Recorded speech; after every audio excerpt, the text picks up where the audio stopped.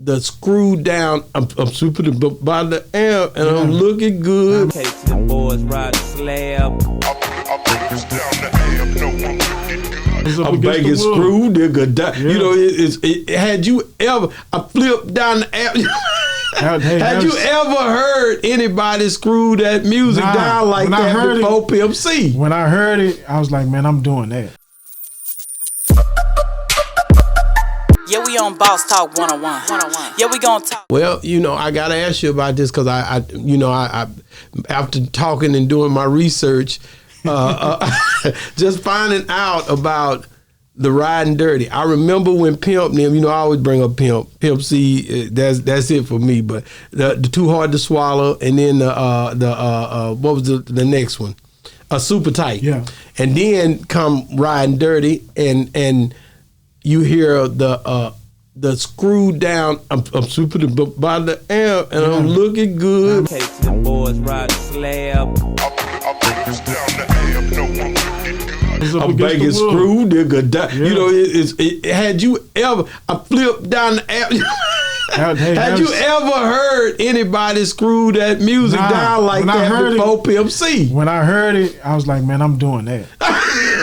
I'm finna put my own flavor. Wait a minute, Mr. Lee. I gotta get this right. You say you never heard nobody screw that down. Nobody in this industry has influenced me to do screwed hooks, but that song. That song right there. That song right there. Diamonds Up Against That Wood. Diamonds Up Against the Wood. I used to listen to that record over and over and over and over. And you say this song, what the hell did Pimp C do to this? And I went in, I started doing production, and I went through my whole phases. And when I started going into the screw tapes and started hearing it, and then Kiki was bringing me different stuff too, and I started hearing it, I said, oh no, man, I'm gonna have to go in and put this together. You know what I'm saying? So I took that whole situation and put the gas on it, and now it's all over the world. When you hearing T-Pain and a whole lot of other people doing this, that's where it come from. You know, they can say, well, screw music started in Florida, slow down music. Slow down music probably did, but screw started in Texas. So DJ Screw influenced Pimp C to make that do that. I think all of them. Because he say R.I.P. to Roderick Davis, he the king of the South. R.I.P. to Robert Davis, he the king of the South. Anything else said need to. After he passed away, of course, but it's something that stuck out to him about DJ Screw. It's just a vibe, man. Listen to them screw tapes and hearing it's a vibe. So he took that whole vibe and put it to a regular song. And just chopped it in. I'm like, man, what?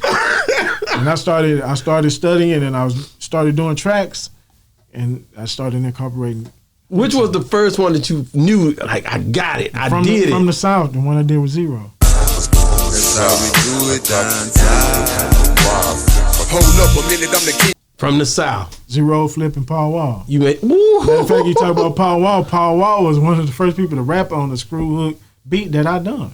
Really? And he was the second person.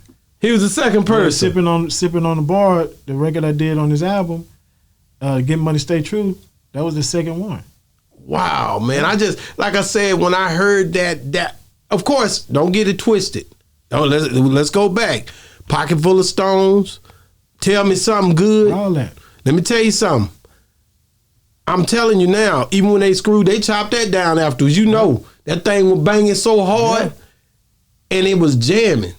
You know, Bun B, hey yo, Trill is the last nigga, but this time you better move a gat. Hey yo, Trill was the last one, nigga. This time you better pull a gat. Cause the dick hanging. You know what I mean? Yeah. All that stuff they were doing, it was flexing, like for me. Yeah. You know what I'm saying? So when I thought it couldn't get no better, they come with front, back, side to side. I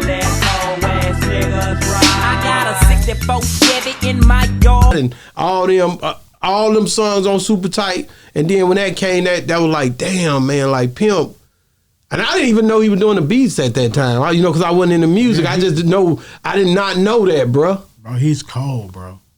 He was cold. He influenced me heavily. You know what I'm saying? I'm already from the church, so listening to organs and stuff like that, and hip hop music and rap music. It really put me in the whole perspective. You messed my head up with that Diamond Up Against That Wood, just being on a regular song, you know, and screwing it down. He's the first one that you had ever heard do that. That was something I needed to hear, you know what I'm saying? Because I know a lot of times people, they don't know, you know what I'm saying? So that threw me, when you said that, it blew my hair back. I'm like, what? I've been thinking about that, you know what I'm saying? Because it was just a different type of music for me. I was riding around in the truck, just riding to that music, man, and it was like, damn, like I ain't never heard nothing like it, bro. So man, so let me ask you this, man. When you first ran into the Fifth Ward Boys, how was that? Give me that introduction. How did y'all even link? Was it because of Jay Prince? It was because of Jay Prince, Big Chief, and Mike Dean. Mike Dean had a studio that they worked out of called the Hippie House. Okay. And that's where we linked in, and I discovered that Low Life was my cousin. Okay. Oh, really? Yeah.